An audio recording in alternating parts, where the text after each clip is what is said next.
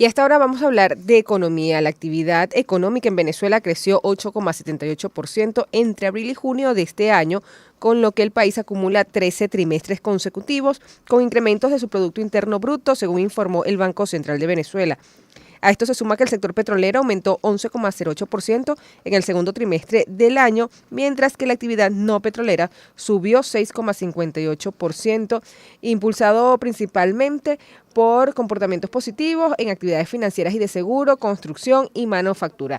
Para hablar justamente de esta actividad económica y nuestro panorama para los próximos meses, tenemos vía Zoom a Leonardo Soto, él es economista, director de gerencia y presidente de Integral Consultores Group. Buenos días, Leonardo. Gracias por pararte tan temprano para estar con nosotros. Hola, buen día. Muchísimas gracias por la invitación. ¿Cómo se traduce todos estos anuncios que se ha hecho desde el Ejecutivo en el que Venezuela sigue sumando puntos positivos? ¿La economía ha crecido o está creciendo? Pues la pregunta que se hace el ciudadano que está día a día pues, en la calle enfrentando tantas vicisitudes, tantos elementos cambiantes y en términos generales globales desde el punto de vista macroeconómico, la afirmación es que sí, la economía ha crecido. Fundamentado en un hecho claro. El Banco Central establece allí un reporte donde hay 13 trimestres en crecimiento, pero el hecho fundamental es que la economía ha crecido porque financieramente estamos recibiendo más ingresos producto de la exploración, explotación y exportación de petróleo. Esa es la explicación más lógica. Si te das cuenta, en el mismo reporte que el Banco Central de Venezuela establece, ellos indican que las dos actividades dominantes son, uno, petróleo y dos, minería, son las dominantes. Y obviamente este crecimiento se contabiliza desde el momento, inclusive desde que Chevron en el 2020 comienza a realizar operaciones en Venezuela, cuando se le otorgan algunas licencias amplias, digamos, en el contexto que se está viviendo para ese momento, donde Chevron llega efectivamente a Venezuela y comienza esa escalada progresiva de flexibilizaciones, algunas sanciones que pesaban sobre la actividad petrolera estrictamente de Estados Unidos hacia la participación de empresas estadounidenses en la exploración y explotación de petróleo. Ahora, la gran pregunta, y es lo que yo siempre hago a partir de estos anuncios de crecimiento, ¿este crecimiento económico o estos 13 trimestres realmente tiene un impacto sobre la calidad de vida del venezolano? Ahí es donde viene el tema de la necesidad de entender en qué situación actualmente estamos. Venezuela tiene una economía hoy 67% más pequeña, o hasta el año 2023, 67% más pequeña de lo que fue en el 2013. Esto según el Instituto de Investigaciones Sociales y Económicas de la UCAP. ¿Qué significa esto? 67% menos infraestructura, 67% menos poder adquisitivo, 67% menos capacidad de inversión. Y esto nos dice que en el 2013 como economía pesamos, por ejemplo, 100 kilogramos y en el 2023 pesamos como economía apenas 30 kilogramos. Entonces es un crecimiento que va de la mano del hecho de que disminuimos en tamaño y que año a año de manera sostenida deberíamos estar aumentando por lo menos de 3 a 5 kilos para lograr el peso adecuado que tuvimos en algún momento, donde inclusive esta economía podía sostener a una nómina de empleados públicos de 4 millones, podía sostener a los 8 millones de hermanos venezolanos que tuvieron que emigrar porque posiblemente no encontraron oportunidades en el país. Y hasta ahora ese crecimiento está estrictamente relacionado con lo petrolero. Hay mucha tarea pendiente desde el punto de vista operativo para que la economía pueda decirse que tiene un crecimiento que realmente impacta en sus bases sociales y operativas a nivel general. En este ritmo que vamos, Leonardo, ¿es posible que se cumpla esa meta del Ejecutivo de 8%? Mira, del crecimiento del 8% per se, sí, repito, todo crecimiento que hoy lamentablemente contabiliza el país, digo lamentablemente porque se privilegia el tema de la actividad petrolera, es comprensible, es nuestra principal actividad de exportación, es la que genera mayor cantidad de divisas para el país. Sin embargo, y también hay que recordar que el gobierno reciente ha estado siendo muy enfático en el tema de promover las exportaciones no petroleras, y ahí es donde viene el tema de la necesidad de entender que aguas abajo a lo petrolero hay todo un encadenamiento productivo que lamentablemente se encuentra en una situación bastante complicada. Complicada y de hecho el 28 o 29 de agosto pues el gobierno hizo algunos anuncios relacionados con el tema de la necesidad de ir aplicando descuentos al encaje legal, la necesidad de fortalecer el mercado bursátil como un mecanismo alternativo para el financiamiento, porque el gobierno está al tanto de que si no hay crédito flexible, no hay posibilidad de que la pequeña y mediana empresa, la pequeña y mediana industria se pueda fortalecer o apalancar en una economía donde actualmente, según data de la empresa que presido, Integral Consultores Group, apenas un 38% de la población económicamente activa podría tener acceso a un ingreso mensual promedio desde $200. Es decir, un 38% que es prácticamente nada en comparación con aproximadamente una media de 12, 13 millones de personas como población económicamente activa, te das cuenta que el poder adquisitivo está disminuido, la posibilidad de ajustar sueldos y salarios de la empresa privada está en función del flujo de caja. Entonces, toda la economía real, la economía Ujú. de calle, que está mucho más aguas abajo de lo petrolero,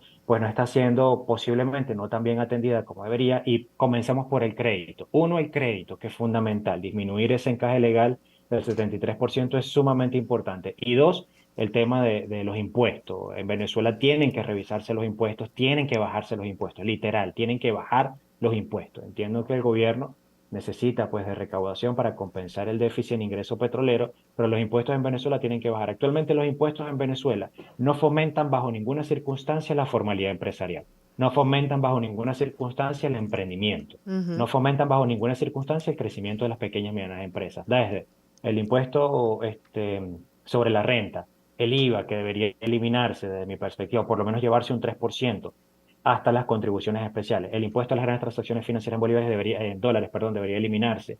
Todas las contribuciones como la Ley Orgánica de Ciencia y Tecnología, la Ley del Deporte, el Fondo Nacional Antidrogas, todas esas contribuciones especiales deberían llevarse a un mínimo tributable posible o eliminarse definitivamente.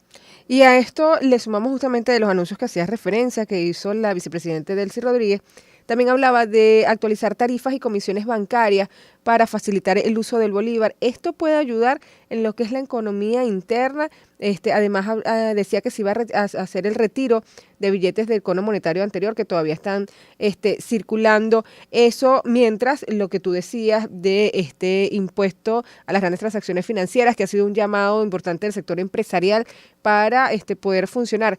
¿Crees que con estas medidas que hasta ahora se han dado desde el Ejecutivo sirve para mejorar la economía venezolana en algo? Mira, los anuncios apenas se hicieron, todavía no se ha establecido el andamiaje operativo de cómo se va a llevar a cabo. Definitivamente son medidas que sí pueden tener un impacto positivo en la economía. Si se hace desde una perspectiva de constancia, es decir, que sean constantes, que no es que se anunciaron hoy, se aplicaron 3 meses y desaparecieron las medidas, porque en este momento la economía necesita precisamente constancia en su aplicación. Uno, la disminución progresiva del encaje legal permitiría créditos más ágiles. Actualmente hay créditos. Es importante entender que actualmente las bancas están otorgando créditos. Obviamente sí, de hecho la cartera de créditos se incrementó en el 2023 más de un 40-45%. Eso es muy positivo, solo que los créditos no son de acceso de todos. Entonces las condiciones son muy restrictivas, los plazos de pago son muy cortos, las condiciones financieras son muy elevadas porque uno, la banca necesita operar. Si la banca como intermediario tiene costos operativos, tiene personal, tiene plataforma, tiene cuotas que cancelar y eso actualmente pudiese no estar siendo sincero a la economía actual. Por eso es positivo que se ajusten las cuotas, tarifas y comisiones a la banca. Desde el punto de vista operativo es muy positivo porque la banca siempre es el intermediario directo legal con la formalidad. En Además el que tema hay de un... ajustar, Ajá, dime. sí, además del ajuste del encaje legal, que repito, hoy el 73% no debería superar actualmente el 45% para que la economía pueda ser muy ágil. Yo te quería apuntar ahí el tema de los créditos que no es para todo el mundo y uno de los sectores que más afectado está por lo menos el inmobiliario. Son muchas de las personas que no pueden acceder a vivienda propia justamente porque no hay una facilidad de pago, aunque ya hay unas inmobiliarias que directamente están haciendo algún tipo de pago por cuota. Sin embargo, no es generalizado y no todo el mundo tiene acceso y eso también ha sido un llamado a flexibilizar las medidas para que vuelva el crédito a la ciudadanía común. Claro, el asunto es aquí son garantías. Por ejemplo, hay que recordar que en la época del mayor ingreso petrolero para Venezuela entre el 2005 y el 2009-2010, el gobierno abultó su nómina, ¿ok? Abultó una nómina importante que, repito, estaba cerca de los 4 millones, inclusive lo pudo haber superado. Ahora, estos 4 millones de empleados que tenían una remuneración fija, garantizada por una estabilidad relativa en ese momento de tipo de cambio, del índice de precios al consumidor, eran los que más consumían créditos de ley de política habitacional. Porque tú podías establecer con ellos créditos de política habitacional a 30 años, con una remuneración fija, no variable desde el punto de vista de su valor, no variable. La banca tenía asegurado un pago de esa cuota, de esa condición a 30 años. Actualmente, ¿cuánto gana un empleado público? En teoría, desde el punto de vista de ley, gana $3.5 en promedio, $130 con bonificaciones y no aplica para todos los casos. Entonces, ¿cuánto vale una vivienda promedio? en una ubicación, digamos, adecuada, entre 15.000 y 25.000 dólares. Ujú. Entonces tú te pones a sacar cuenta con un sueldo de 3.5 dólares por ley, más cualquier compensación adicional que pueda recibir, versus 25.000 dólares que vale una vivienda, ¿cuánto tiempo va a pagar esos 25.000 dólares con los intereses que corresponden? No hay base de poder adquisitivo para los que más consumían este tipo de crédito que permita que se honre este compromiso. Si hay una población, obviamente, que tiene un ingreso que pudiese pagar estos créditos de ley de política habitacional, pero a nivel general pudiesen ser muy pocos en comparación con lo que fue en su mejor momento. Por eso es que la banca otorgar créditos masivos como se hacía antes, a la otrora clase media asalariada, que era muy amplia y muy importante, que era conocida como clase media precisamente porque tenía acceso a créditos para vehículos, tenía acceso a créditos para vivienda, inclusive, y siempre lo digo, las ópticas le entregaban créditos a quién, principalmente a empleados del Ministerio de Educación, uno veía rotulados sus vidrios, créditos para empleados del Ministerio de Educación, para universidades autónomas, por ejemplo, eso actualmente no existe por la situación que todos sabemos que estamos viendo. Así que es necesario que vuelva el crédito de ley de política habitacional, obviamente sí. ¿Quiénes van a tener acceso a él? ¿Cómo van a tener acceso a él? ¿Cuáles van a ser los intereses? ¿Cuáles van a ser los costos financieros? Hay mucha tela que cortar y este andamiaje apenas, desde los anuncios que se hicieron, repito, 28 y 29 de agosto, debería estarse construyendo para que salga lo más pronto posible y que se ponga en marcha antes de que finalice este año. Sin duda que sí, Leonardo, porque además todo es una cadena. O sea, mientras no se mejoren las condiciones a nivel de producción interna, va a ser imposible mejorar sueldos y salarios, tener unas mejores inversiones. Todo es una cadena. Gracias por tu tiempo, Leonardo Soto, economista, director en gerencia y presidente del Integral Consultores Group. Nosotros vamos a hacer una pausa musical. Ya venimos con más en Chile Radio. Sonidos que